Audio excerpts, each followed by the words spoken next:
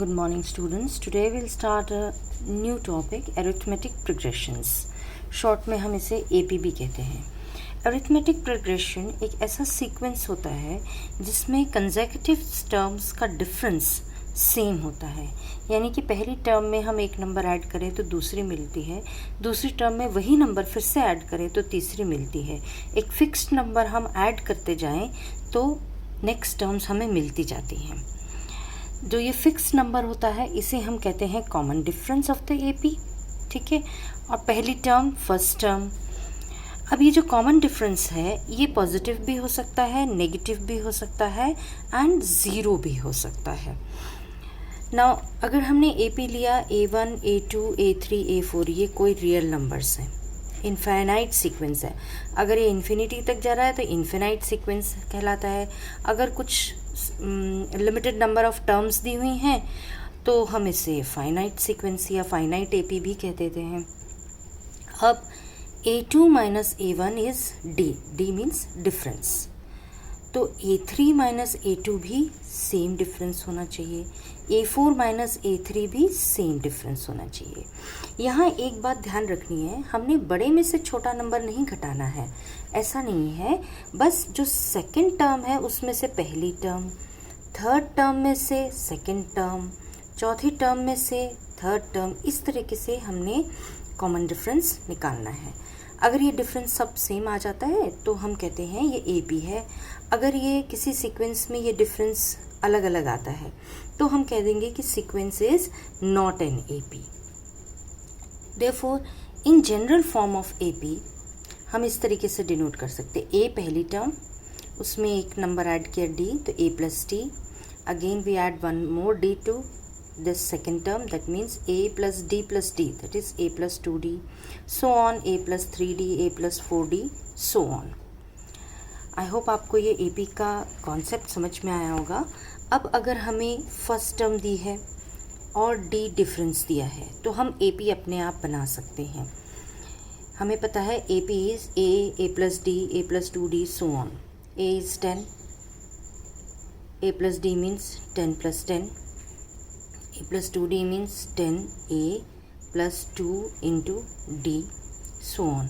That means this AP is 10, 20, 30, so on.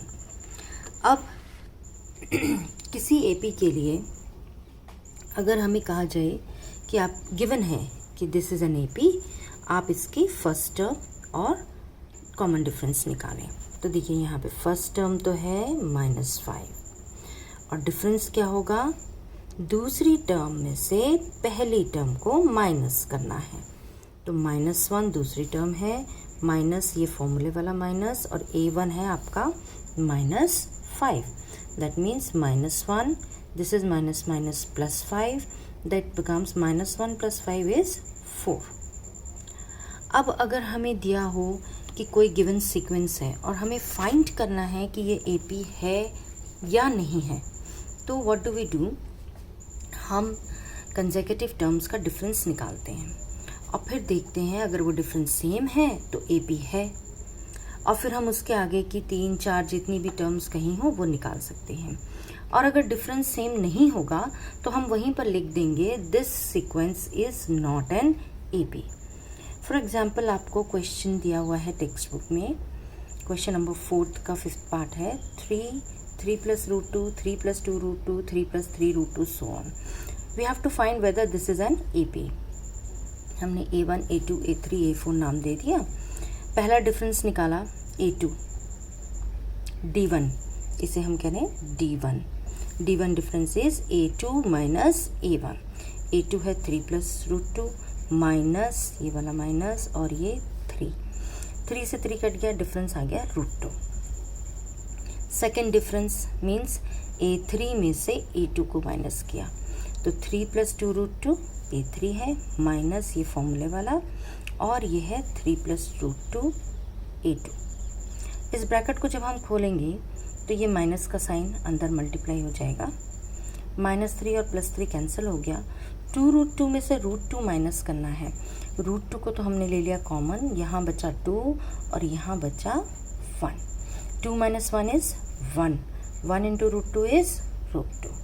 Similarly, D3 भी निकाल लेते हैं, A4 minus A3, 3 + 3 √2 minus 3 + 2 √2, bracket खोला, माइनस साइन अंदर मल्टीप्लाई हो गया, 3 से 3 कैंसल, 3 √2 माइनस 2 √2 में √2 कॉमन लिया, यहाँ है 3 बचा, यहाँ -2, 3 - 2 is 1 √2, again the difference is √2।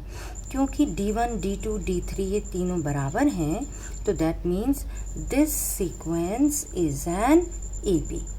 Now अगर हमें इसके आगे की टर्म्स निकालनी हो तो हमें ये डिफरेंस ऐड करते जाना है, मतलब A5 निकालनी है तो A4 + √2 difference, that means 3 √2 + √2 is means 1 √2, तो 3 + 1 4, this becomes 3 + 4 √2.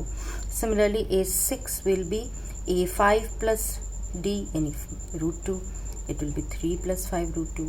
A7 will be A6 plus difference √2, that is 3 + 6 √2. I hope आपको ये concept समझ में आए होंगे. If you have any difficulty, ask me.